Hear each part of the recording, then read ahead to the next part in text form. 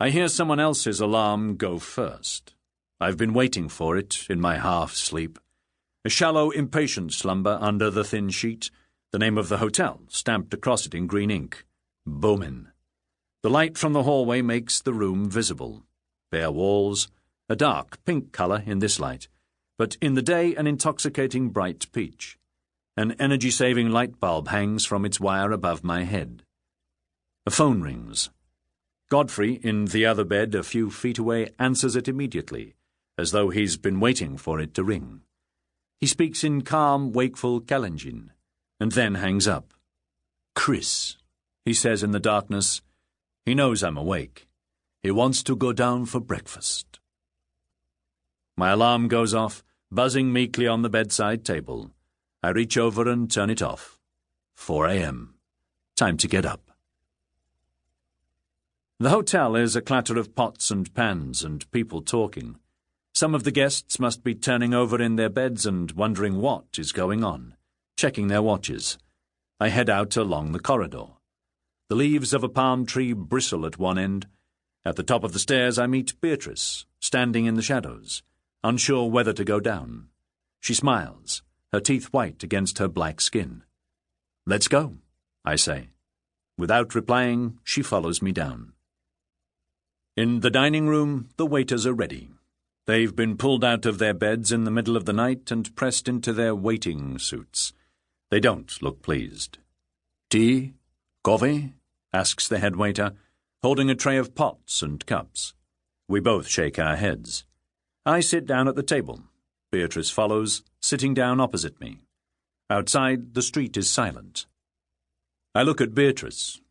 "Ready?" I ask her. She smiles. "I will make it," she says, nodding. Japhet and Shadrach walk into the room. 2 young men in their early 20s. Neither of them has ever been this far from home. Japhet is all big, toothy smiles, excited, while Shadrach, his eyes staring straight ahead, looks permanently as though he has just seen something both shocking and incredible. The waiter is back at the table with his tray. "Tea? Coffee?"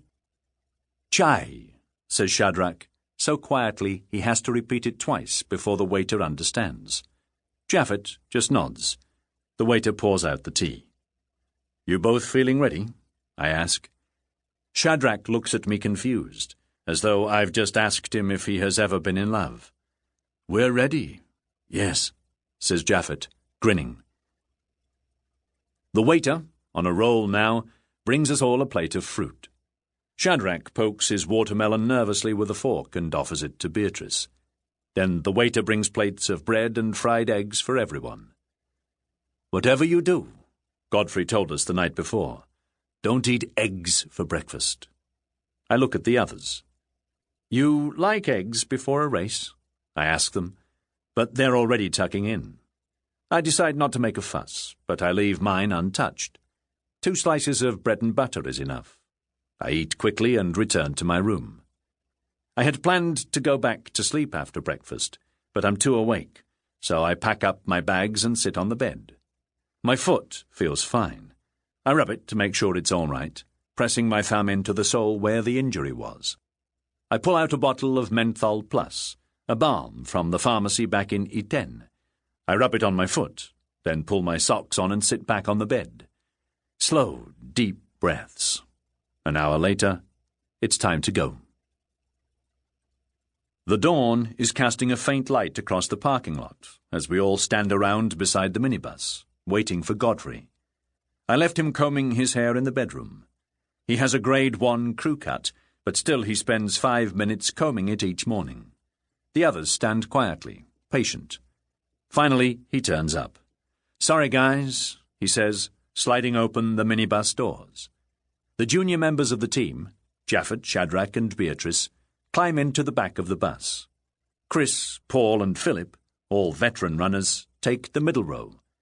As the sole Mzungu, white man, I'm given the front seat next to Godfrey, our trainer and driver. We bump our way out of the drive and along the dirt street to the main paved road. People are up walking around, herding goats, carrying large sacks across their shoulders. Crowded matatus, Small buses pull over and more people squeeze in. The day is already underway. Inside our bus, nobody speaks. Godfrey fiddles with the radio, but he already knows it doesn't work. He drives on, the road straight, rising up along the edge of the savannah, which spreads out vast and empty on one side.